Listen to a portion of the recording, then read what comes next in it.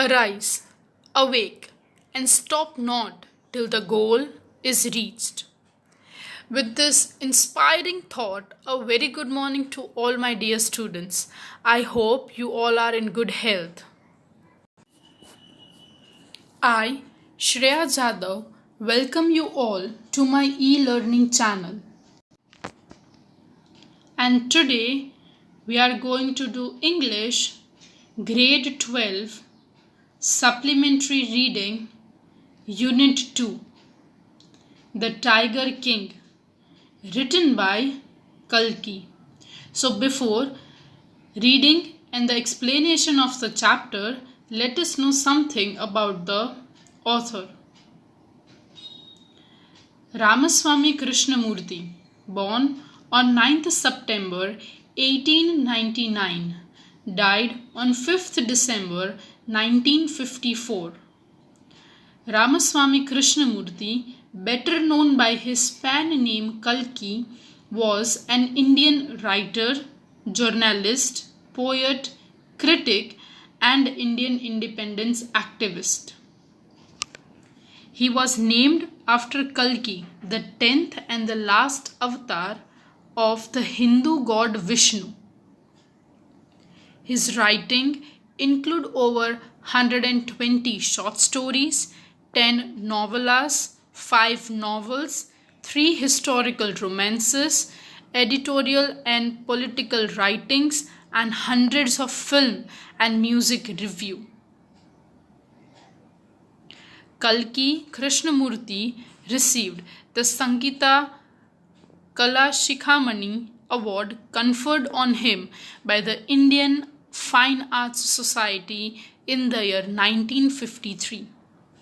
So now, let us go through the introduction for answers. Dear students, whenever you write down your question answers for your examination purpose or in test or in fair book, you are supposed to write intro first. So here it is. Prose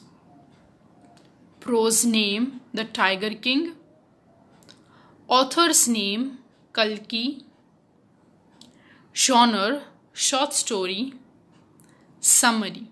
Here we can say how the king of Pratibandhampuram tries to change its destiny, but it is not possible to change it. So now let us start the reading and explanation of the chapter. Dear students, this chapter's reading and explanation will be divided into 2 parts. So, in today, we will be doing the first 3 portions of it. Chapter 2, The Tiger King by Kalki. Part 1. The Maharaja of Pratibandhampuram is the hero of this story. He may be identified as His Highness Jhamedar General, Khiledar Major, Sata Vyaghara Samhari, Maharaja Dhiraj, Vishwa Bhavuna Samrat, Sir Jilani Jang Bahadur, MAD, ACTC or CRCK, but this name is often shortened to Tiger King. Now over here the king or the story, the hero of the story, he is been identified with numbers of names. Yes, he is having plenty of names, but the best well known is for him the Tiger King. I have come forward to tell you story why he came to be known as Tiger King.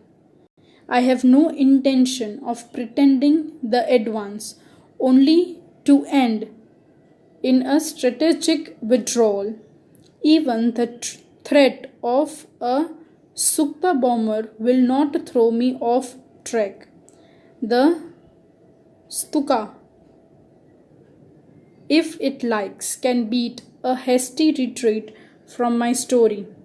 Right at the start, it is imperative to disclose a matter of vital importance about the Tiger King.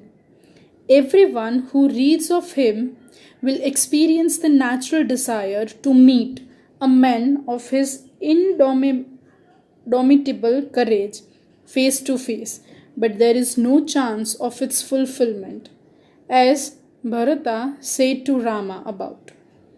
Now, here we can see that the writer humorously is trying to tell us that everybody who tries to read about the Maharaj would be tempted to meet him, but that would not be possible as Maharaja was no more. However, this myth continues to fascinate people. Plenty of people are attracted towards how this story starts and how it ends. It tempts the reader.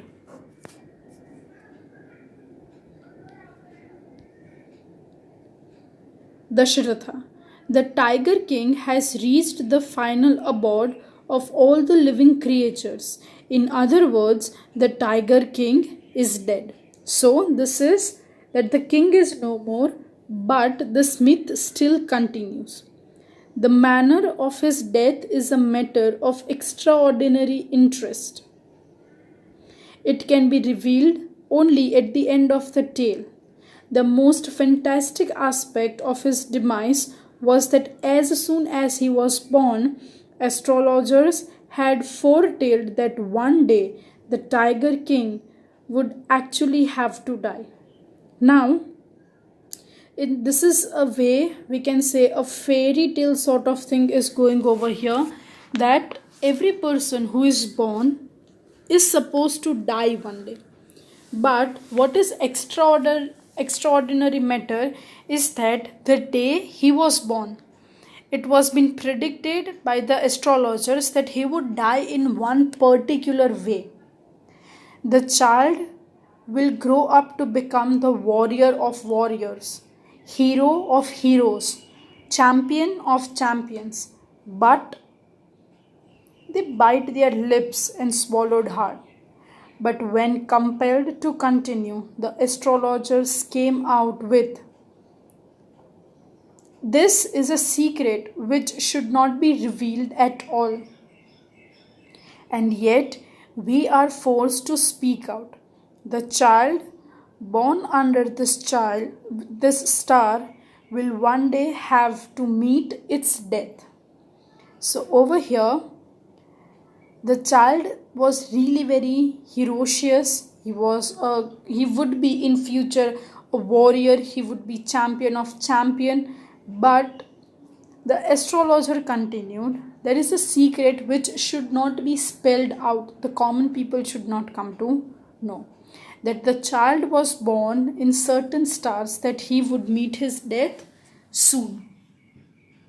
Now, when he was born, the astrologer foretold, and they told that at that very moment, that baby prince, who was only 10 days, yes, he would die for sure. At that very moment, a great miracle took place. An astonishing face emerged from the lips of the 10 days old Jilani Changchang Bahadur. Oh, wise prophets! Everyone stood transfixed in stupefaction. They looked widely at each other and blinked. Oh, wise prophets! It was I who spoke. This time there was no grounds for doubt. It was the infant born just 10 days ago who had enunciated the words so clearly. Now, one day, what happened? A miracle took place, and that 10 days old baby prince, whose name is Chilani Changchang Bahadur or Tiger King, he said words that was, "Oh, wise prophets." So now eventually everyone were shocked. They were still, because it is not possible for this small baby to speak. But when he spoke for the second time, their doubts were clear. The chief astrologer took off his spectacles and gazed intently at the baby. All those who are born will one day have to die. We don't need your predictions to know that.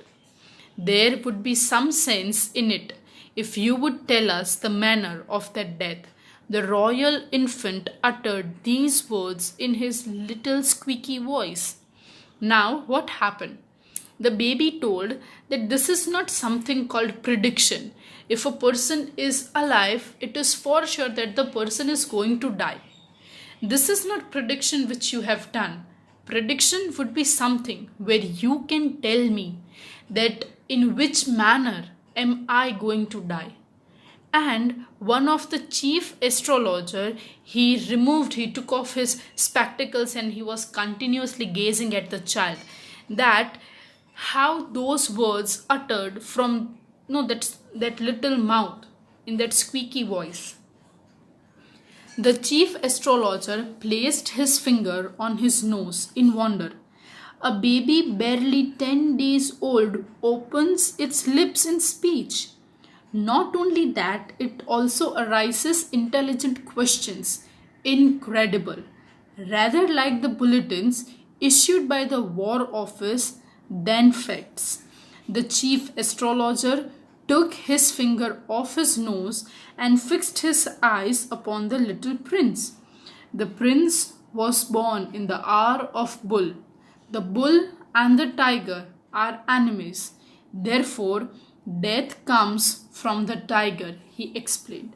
Now, the chief astrologer was so much astonished and surprised that he told that not only this 10 days old baby opens its lips in speech, means he is able to say, but also he raises a really intelligent and meaningful question. Moreover to that, he told that as the prince was born in the hour of bull, now bull and tiger are considered as enemy. So, it is a chance that the prince would die from the tiger. He gives his explanation. You may think that Crown Prince Changchang Bahadur was thrown into a quake when he heard the word tiger. That was exactly what did not happen.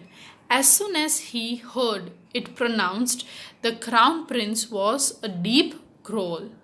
Terrifying word emerged from his lips. Let tigers beware.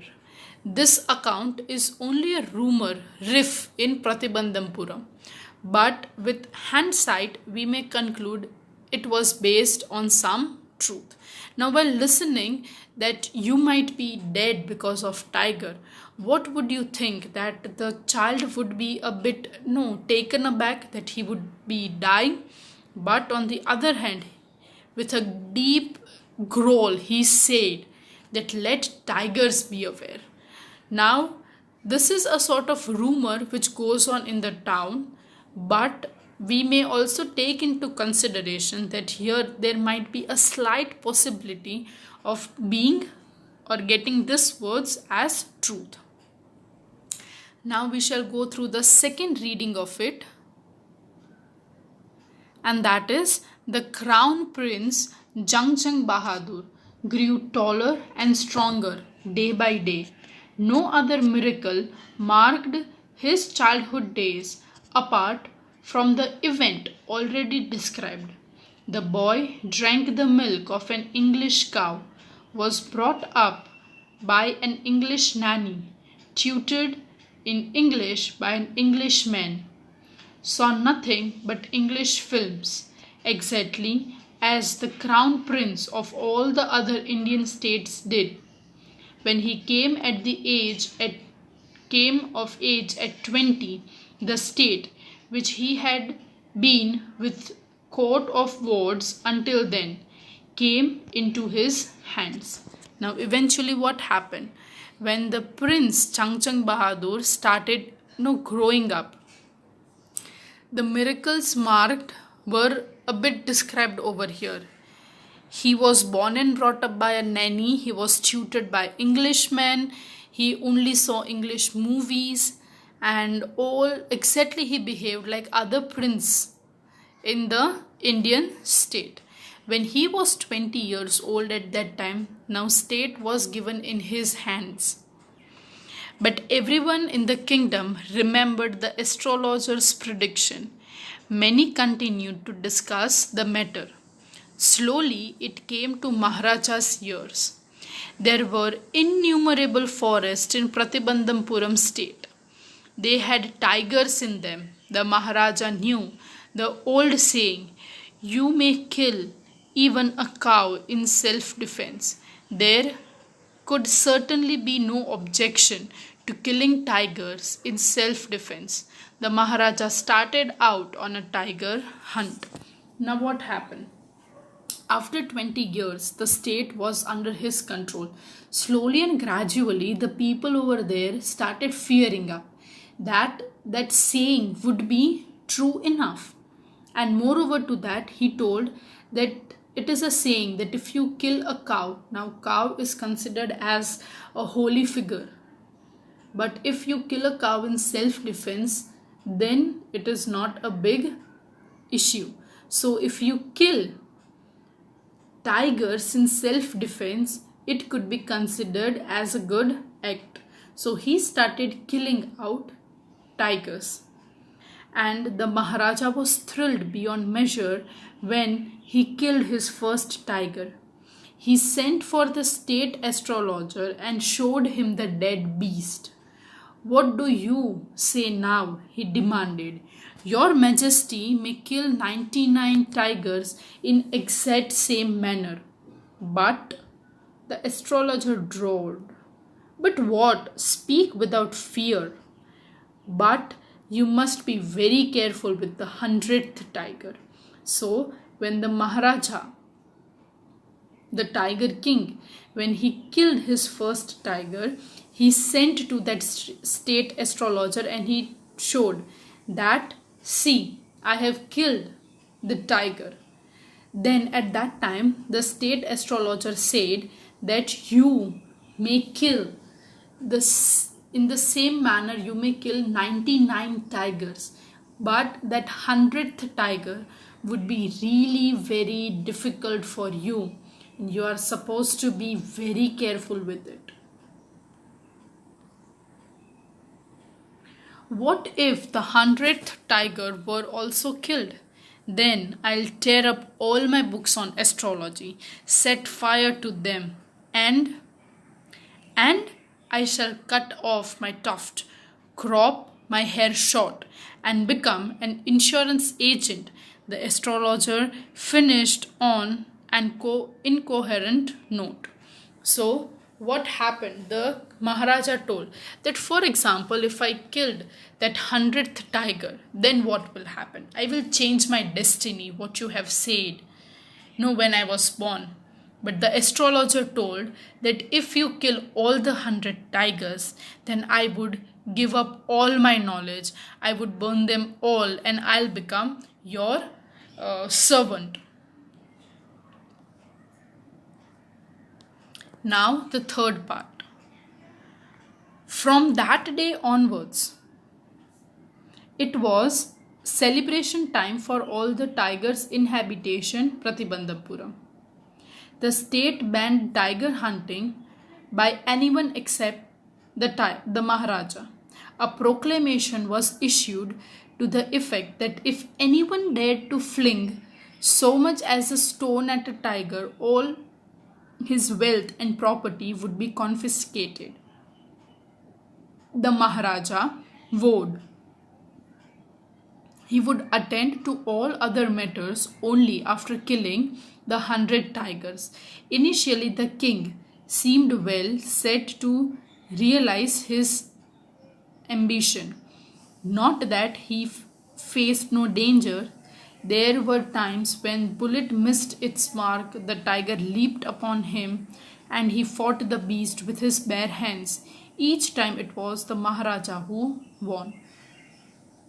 So now in the third part, when he decided that he would be killing all the 100 tigers, there was a proclamation, a sentence, a statement was being released in Pratibandhampuram that no one will kill the tiger apart from the king himself. And if anybody who would even throw a stone at the tiger would be in a great danger.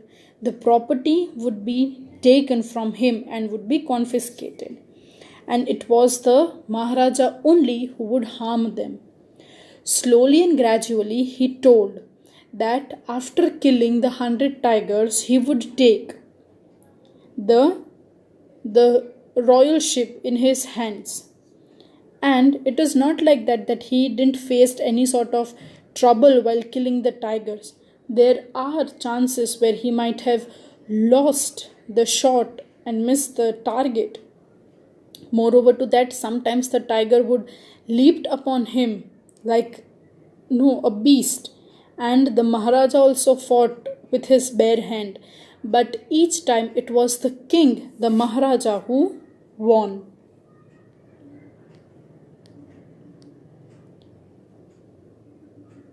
At another time, he was in danger of losing his throne. A high-ranking British officer visited Pratibandhampura. He was very fond of hunting tigers and fonder of being photographed with the tigers he had shot. As usual, he wished to hunt tigers in Pratibandhampura, but the Maharaja was firm in his resolve. He refused permission. I can organize any other hunt. You may go on a boar hunt. You may conduct a mouse hunt. We are ready for mosquito hunt, but tiger hunt? That's impossible. Now one day, what happened? There was a threat of his throne, losing his throne. Why? Because a very high ranking British officer visited Pratibandhampura and he wished, or he was fond of killing tigers. So he just wanted to kill the tiger and to get photographed. But the king refused the permission and he told that if you want to hunt, you can hunt for a boar hunt, you can go for a mouse hunt, you can even go for the mosquito hunt, but you cannot hunt the tiger. That permission will not be granted to him. The British officer's secretary sent word to the Maharaja through the Diwan that the Durai means the British officer, himself did not have to kill the tiger. The Maharaja could do the actual killing. What was important to the Durai was a photograph of himself holding a gun and standing over the tiger's carcass. But the Maharaja could not agree even to this proposal. If he relented now, what would he do if other British officer turned up for tiger hunts? Now one day, the British officer's secretary sent one note through Diwan that the Durai or the British officer only wanted to get it photographed. The hunting could be done by the Maharaja himself, but somehow the Maharaja was really very firm on the belief that no one would be allowed or permitted to do it. Moreover to that, he didn't agree, and the British officer turned for the tiger hunt because he thought that if he would be giving permission to one, he was supposed to give permission to others also.